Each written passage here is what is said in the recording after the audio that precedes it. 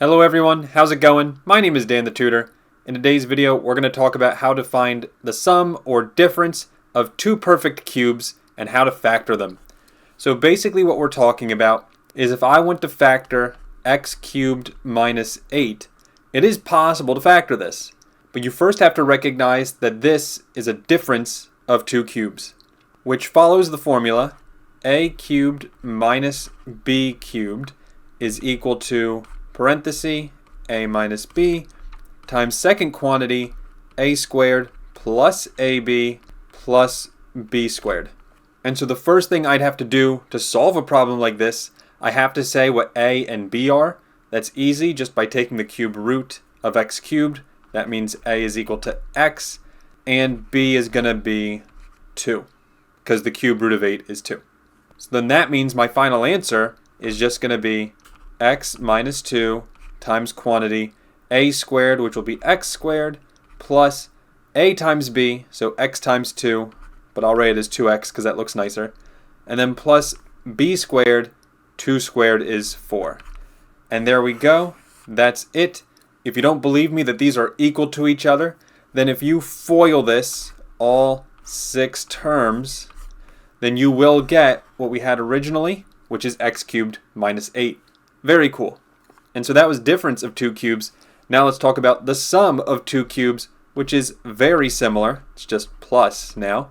And it's going to be quantity a plus b times quantity a squared minus ab plus b squared. Now in a lot of classes, your teacher is going to make you memorize this. My advice, if you do have to memorize it, there's only two differences between difference of two cubes and sum of two cubes. And that is the a minus b versus the a plus b. And then this is plus ab, while this is minus ab. So what I like to tell my students, there's only one negative sign in both difference of two cubes and sum of two cubes. There's one negative sign in both of those. The position of that negative sign is what changes. But there's also some more complicated examples you might see out there. Like for instance, what do we do if we have the problem 27y cubed plus w cubed? What do we do in this case? Well, first of all, we know it's sum of two cubes, where this time a is going to be the cube root of 27y cubed, and this happens to be 3y. In other words, I cube rooted the 27 and the y cubed, giving me 3y. The b is much easier. It's just going to be w. So with a being 3y and b being w, we can now easily plug it in the formula. A plus b, so 3y plus w, times the quantity a squared. I need 3y squared. That's going to be 9y squared because I do have to square both of those. And then minus a times b, which will be 3yw, and that doesn't reduce at all, so that's fine. And then plus b squared, which will be w squared, close parenthesis, and there's our answer for that one.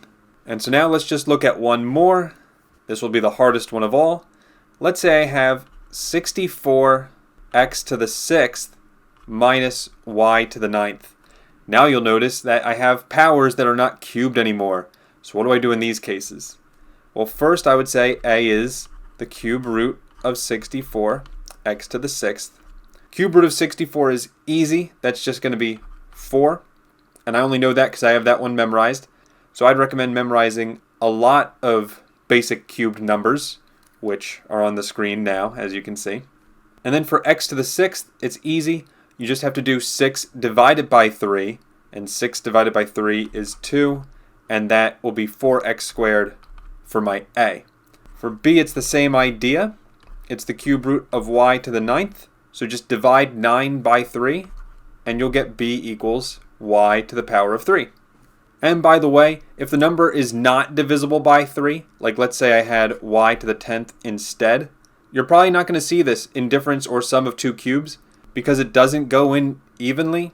In other words, this won't reduce, and your teacher's just not going to ask you this because this would not look good in the final answer. So don't even worry about that case. So then finally, we just have to plug it in the difference of two cubes equation, which is this, and that's going to be 4x squared minus y cubed times the quantity 4x squared Squared, I have to square both things. 4 squared is 16. X squared squared, which is fun to say, is going to be x to the 4th because I multiply those exponents. And then plus 4x squared times y cubed will be 4x squared y cubed. Don't even try simplifying that because this is correct. It cannot be simplified. And then finally, plus y cubed squared is going to be y to the 6th because, again, you multiply the exponents. 3 times 2 is 6. And that is our final answer for that one. And honestly, any other example you see with difference or sum of two cubes is basically going to look like one of the 3 examples we just did today. So if you still do have any questions, please post them in the comments. Thank you all for watching. Have a great rest of your day. And I'll see you in the next video. Take care and bye-bye.